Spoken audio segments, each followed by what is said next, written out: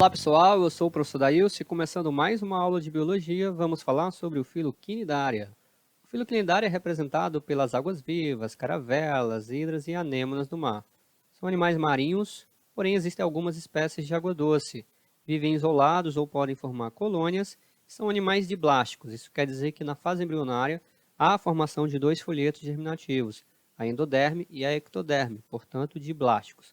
Ainda falando de fase embrionária, o surgimento de uma cavidade chamada blastoporo dá origem à boca nesses animais. Portanto, esses animais são chamados também de protostômios. A boca surge a partir do blastoporo.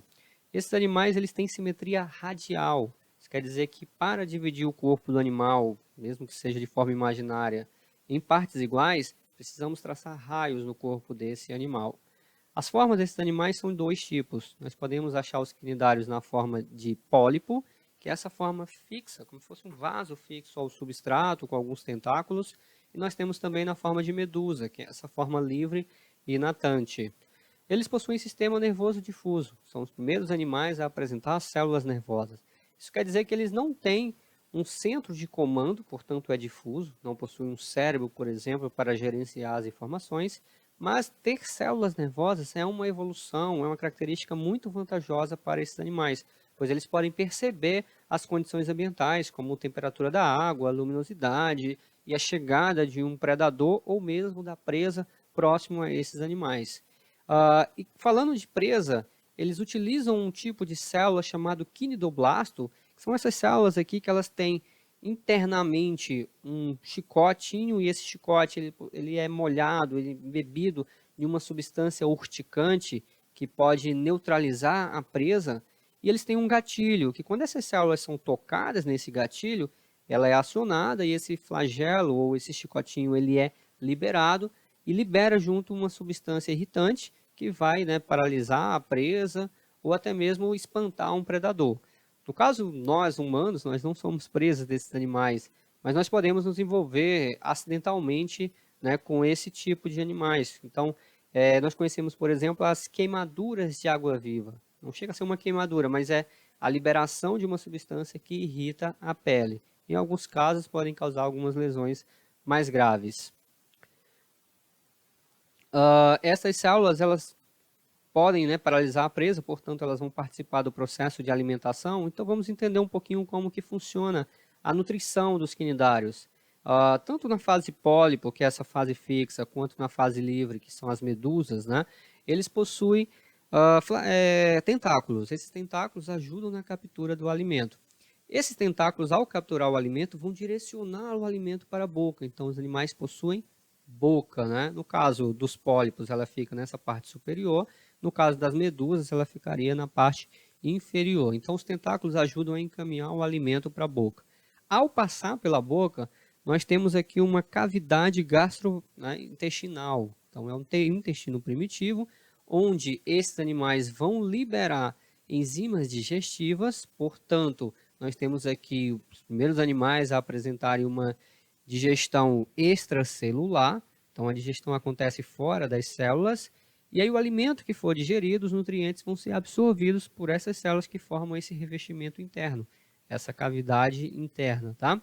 E aí, mas nós não temos aqui um sistema de transporte de nutrientes. Os nutrientes vão ser transportados aí de célula a célula.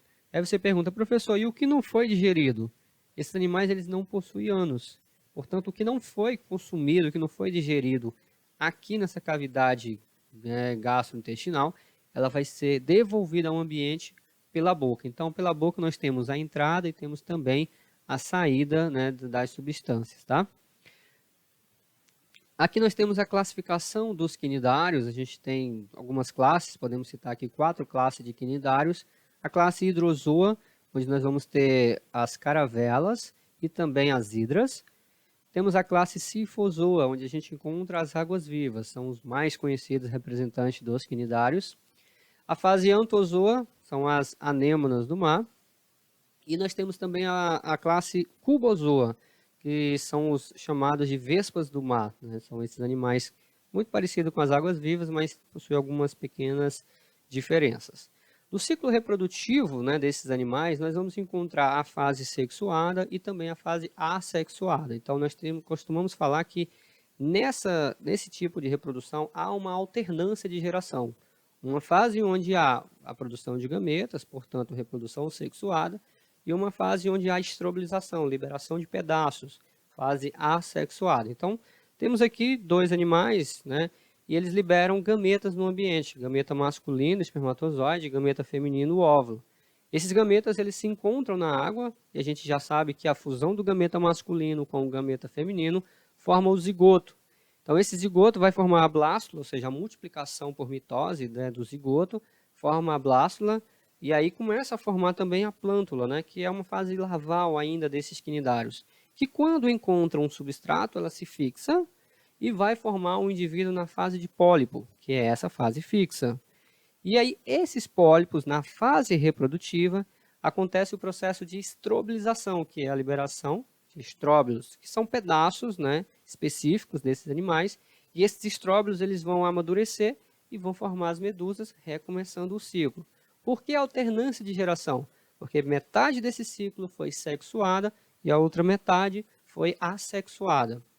Ainda existem outros tipos de reprodução assexuada, como, por exemplo, o brotamento, muito conhecido na fase hidrozoa, né, que nós temos uma hidra e a liberação, né, a formação de um broto, que pode permanecer preso no corpo, né, de quem o formou, ou pode se soltar também, né, formando um novo indivíduo independente. Então, pessoal, esses são os quinidários, né, algumas características bem básicas desse filo super interessante. Espero que vocês tenham gostado e acompanhem as próximas aulas. Um grande